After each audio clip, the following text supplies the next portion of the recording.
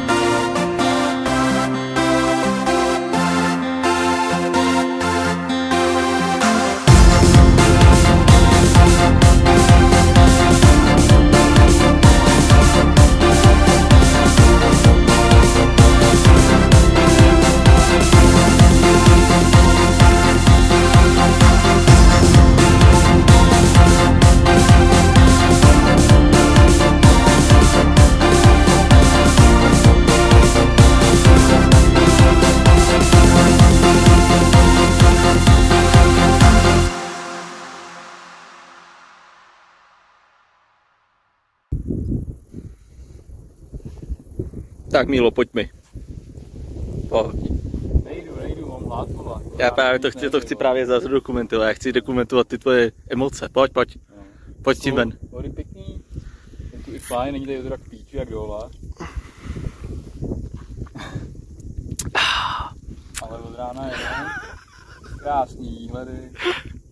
Na hraní 3 hodin jsme pojížděli, postrkávali v koloně. Pojde. Mě si tady dá dejchat teďka. Akorát ty cesty jsou. Ale cítím normálně, jak to opaluje to sluníčko, že je ostrý.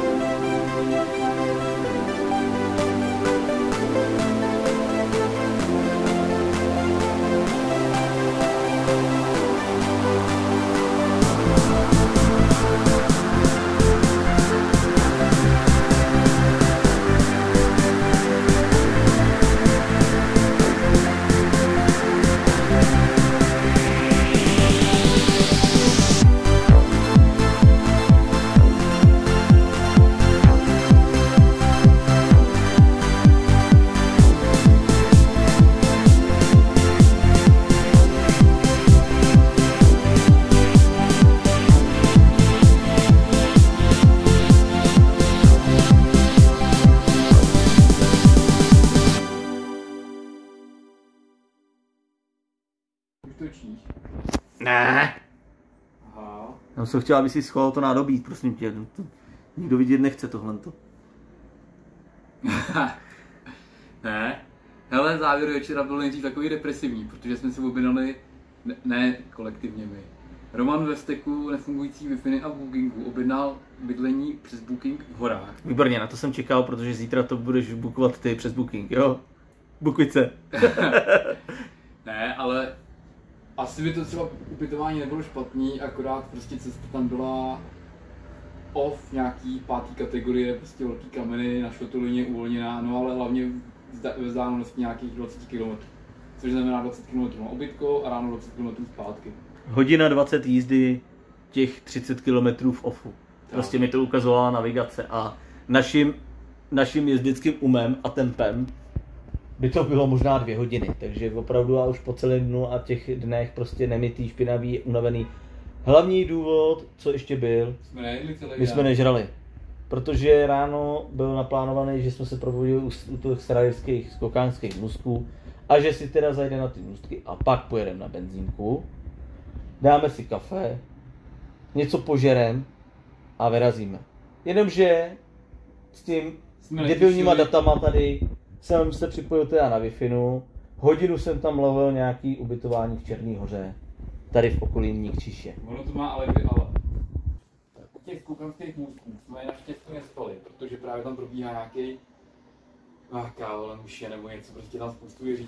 Nevím, ale najíždělo tam autobusů, prostě když si představíte dvoupatrový autobusy, nebo co to bylo, nebo ty patráky, ty dálkový, tak jich tam najíždělo prostě asi 30, 40 a do toho tam bylo dalších 50 aut, všude policajti, všude lidi. Policajti, to znamená, že když jsme tam krápali, tak ráno nás přijdou policajti vyhodit nejspíš. Tak, takže my jsme přespávali tam u toho lesa. No a tím pádem jsme to prostě poslali do toho dormitoru, vyrazili jsme až skoro ve 12 hodin do té benzínky, takže jsme vlastně nejedli. Do teďka jsme nejedli vůbec nic. A teď teprve půjdeme do města si něco dát teda. Tak. Nakoupili jsme si. A ještě k tomu Bookingu takovýhle problém vzniknul tím, že tady v okolí ve vedlejším městě je hudební festival. Takže prostě na tenhle víkend to zabitý všechno.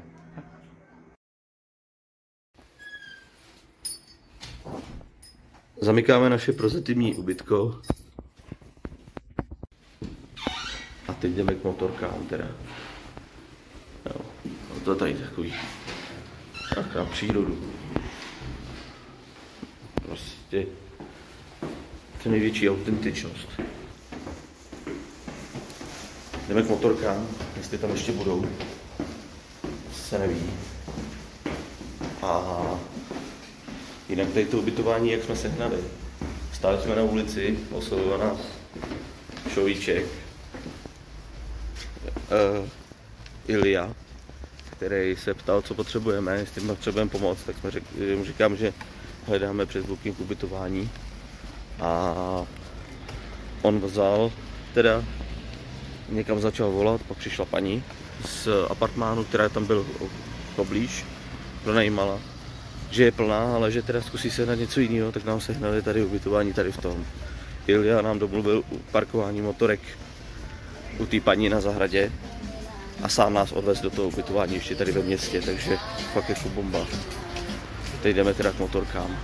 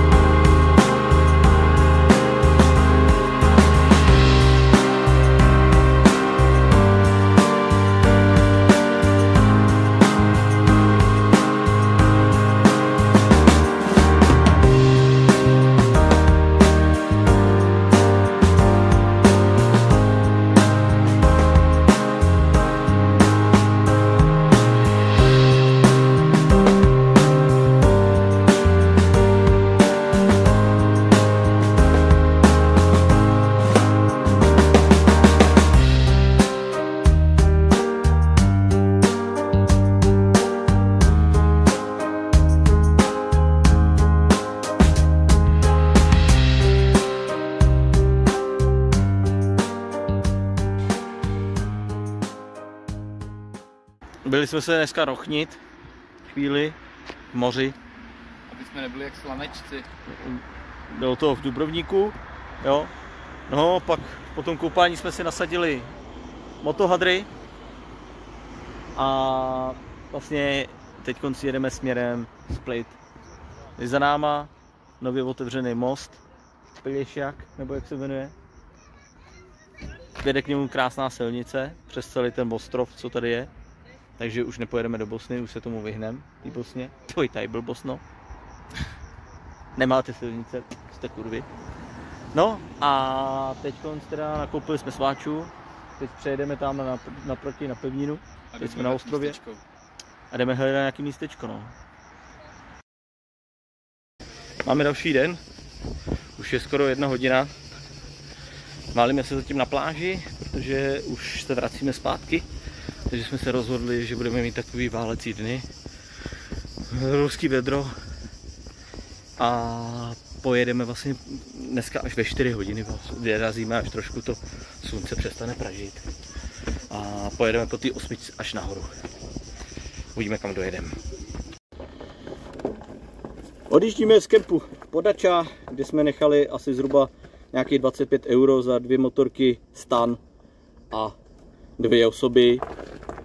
Přijeli jsme sem teda v 10 hodin, oni mají do 10 recepci a my jsme sem přijeli někdy v 21:56, takže opravdu jen tak. Ale kemp krásný, má svůj vlastní pláž, jsou tam 2 restaurace, je to kousek od Makarský, takže prostě paráda.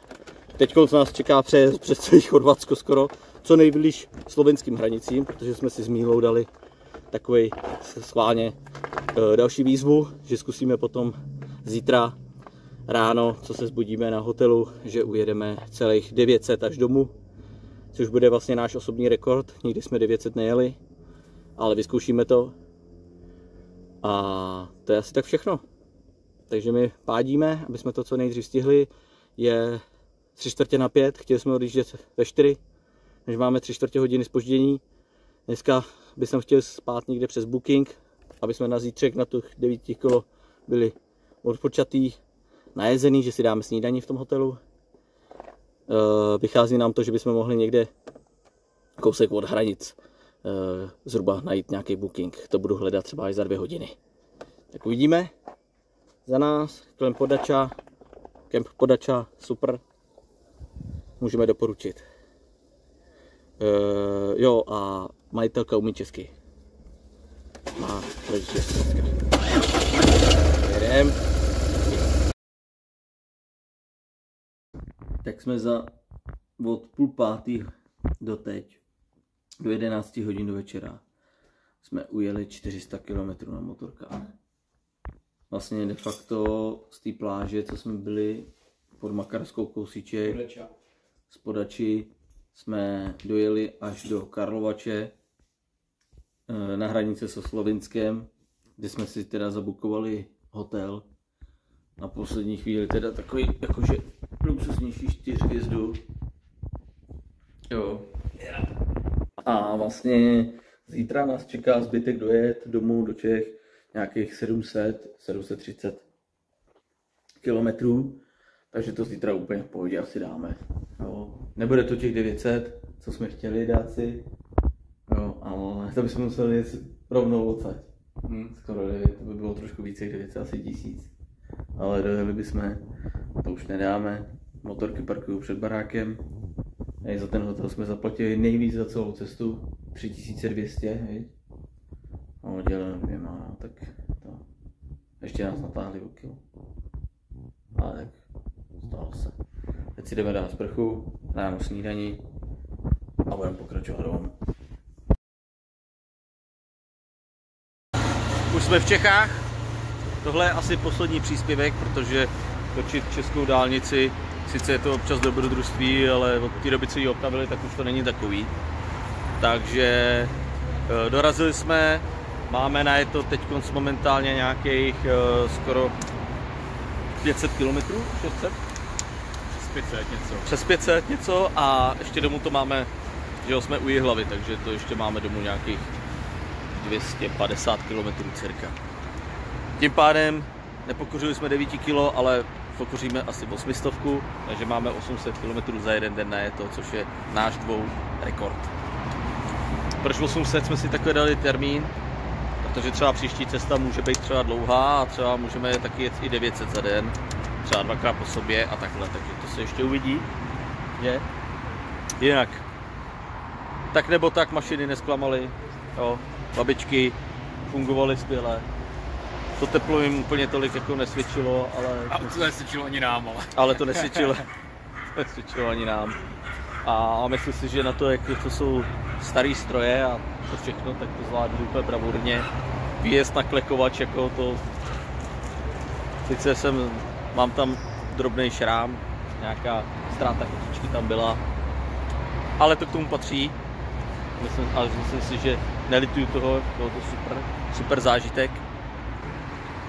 Neprodám ji. Přísáš. Přísáš.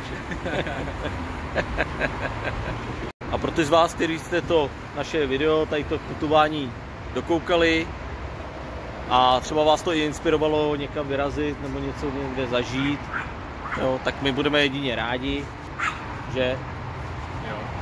Snažil jsem se teda tam i poznamenávat, kolik co stálo, aby prostě ten člověk, když by to chtěl třeba navštívit, ať jeskyni Postojnu, ať klekovač, ať jiný ty věci, co jsme všechno viděli, jako toho bylo mraky národních parků a to, tak aby si dokázal udělat představu, jak to tam vypadá, kolik co stojí, kde se dá co udělat. Jo. Lidi super, neměli jsme nikdy žádný problém. Jo. Naopak Ilja překvapil a za mě úplně super. Takže se mějte se pěkně a asi zase až na přes rok.